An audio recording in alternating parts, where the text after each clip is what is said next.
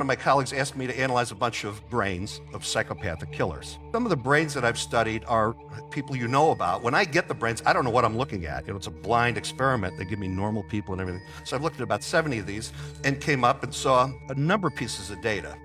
So we look at these sorts of things theoretically on the basis of genetics and brain damage and the interaction with environment and exactly how that machine works. So we're interested in exactly where in the brain and what's the most important part of the brain. So how you end up with a psychopath and a killer depends on exactly when the damage occurs. Every one of them I looked at who was a murderer and who was a serial killer had damage to their orbital cortex, which is right above the eyes, the orbits, and also the anterior part of the temporal lobe. So there's this pattern that every one of them had, but they all were a little different too. They had other sorts of brain damage.